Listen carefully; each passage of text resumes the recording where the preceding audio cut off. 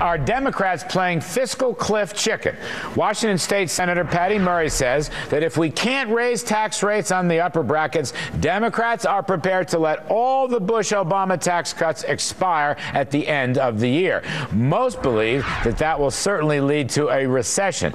Now, if you listen to Senator Murray, it sounds like Democrats aren't prepared to compromise, but is the White House on board? Treasury Secretary Geithner surprised me this morning in our interview. Please take a listen to the exchange.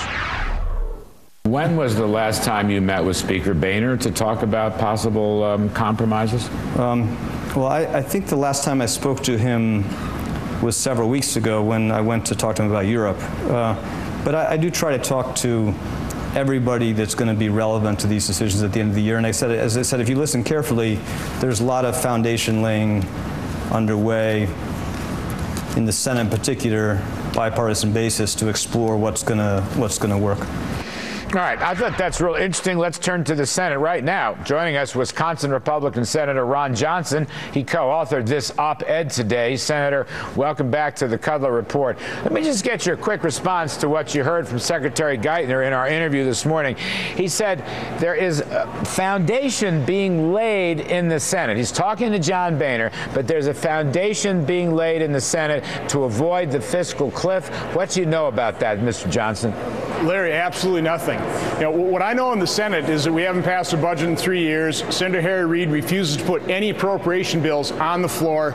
And now, astoundingly, Senator Murray came out and said, you know, hey, we're happy to let the American economy go off the fiscal cliff by just, you know, refusing to take a look at extending all those tax rates unless they get their plum.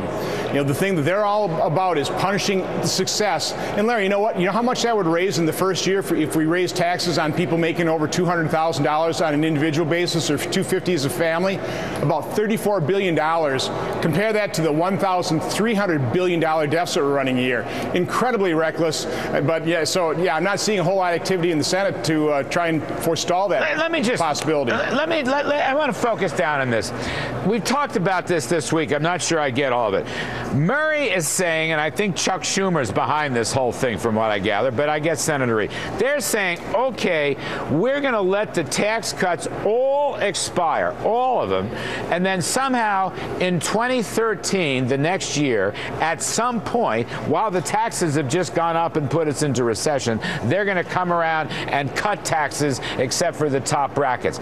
Is that what they're saying? That's like saying we are going to force a recession, and then later on we're going to fix this recession. Do I read that right?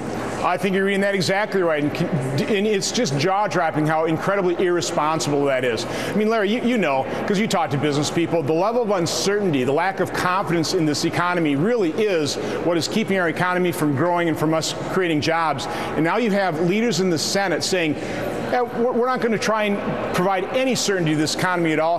We're going to actually increase the level of uncertainty. They're willing to let the American economy take a almost $500 billion blow to the body in terms of increasing taxes in 2013 and take a chance on being able to win this political argument, which is just sheer political demagoguery. Well, all right. Now, you and Senator DeMint and Lindsey Graham, you all are in the Washington Examiner today, and the title of your piece is "The GOP Must Prevent a Lame Duck Looting Session." Now, I'm for that. I don't like looting sessions, higher taxes and higher spending. But Senator Johnson, as an old OMB guy during the Reagan years, how do you stop that if that's what they're going to do? How can you possibly stop a lame duck? What we're suggesting is, we'll compromise. You know, us fiscal hawks will compromise by saying we'll agree to the BCA spending caps, and let's pass a continuing resolution that'll take us well into next fiscal year. I'd be willing to agree for the entire year, because we know that this president refuses to lead on the debt and deficit issue. Certainly Senator Harry Reid doesn't. The Senate won't do it. So let's give a new leader, President Mitt Romney, time to get into office and actually put a plan to stabilize our debt and deficit and start getting our economy growing again. I'd be happy to do that, as well as extend all the current tax rates also for another year to provide some certainty to this economy so it can get growing again. All right, stop the Patty Murray strategy. But at the end of the day, Senator, here comes a real dumb question.